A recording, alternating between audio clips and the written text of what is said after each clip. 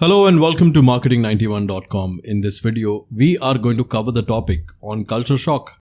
Before we proceed any further, please do note that we publish 3 marketing videos daily on YouTube. So please don't forget to subscribe to our channel. Now let's start with the definition of culture shock. A person's unawareness of local languages, customs and permissible behavior gives rise to culture shock. Moving on to what is culture shock. When people live in, do business with or visit foreign societies, they experience culture shock in the form of unpredictability, indecision and uneasiness. Moving to a culturally different environment gives rise to such feelings. Undergoing new ways of life, passing different social surroundings, changing a person's way of life or traveling to an unknown country may give rise to feelings of personal confusion as a result of culture shock. Social standards vary in different regions and countries. Being in foreign environments is the most common reason for a culture shock. Moving on, there are 3 basic causal explanations for culture shock according to Gary Weaver. First, the collapse of interpersonal interactions with people in a foreign country. Second, identity crisis. And finally, the loss of known clues in terms of signages and language. Stages of culture shock. Culture shock consists of either of the following well-defined phases. First, honeymoon. Second, frustration. Third, adjustment. And fourth, acceptance. Let's look at these stages briefly. The first, honeymoon stage. In this stage, people generally feel positively fascinated by the people, cuisine and language in new environments. This makes the excursion seem like a thrilling idea. It makes them not want to leave. The next, frustration stage. The most challenging stage of a culture shock is frustration.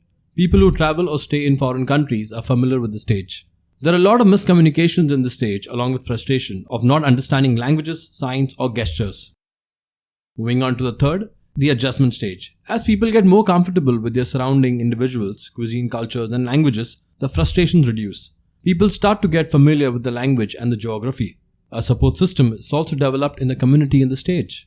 And finally, the acceptance stage. Acceptance, as in culture shock's final stage, can be arrived at after weeks, months or even years of going through the above emotional stages. It doesn't guarantee the complete comprehension of the new environment of culture. It makes a person realize that one need not completely understand the environment to operate or flourish in it. Travelers can gather the resources needed to feel comfortable in during this stage. Moving on, how does culture shock work? Culture shock is the most severe in the first few weeks of living abroad, but in a positive way. The culture shock is perceived as a thrilling adventure initially. The whole trip is defined by the initial thrill in the case of short stays. In case of longer stays, the initial honeymoon stage fades. Irritation and confusion develop as the initial thrill wears off. Other people's conversations and actions, habits, the process of doing things, and other variations of behavior such as speech and appearance are misunderstood. Exhaustion sets in. Moving further, people fail to communicate successfully. Failure to understand others and to be understood are the main reasons for frustration. This stage, where homesickness and depression sets in, is the most challenging. People start to want familiarity and comfort. As familiarity with the environment and surrounding increases, travelers start getting more comfortable. Acceptance follows adjustment and is the last stage of cultural shock. In the acceptance stage, travelers get familiar with and comfortable in the surroundings in the new societies. Overcoming culture shock. Culture shock can be managed with habit and time, but certain shock-absorbing movers can help recover faster.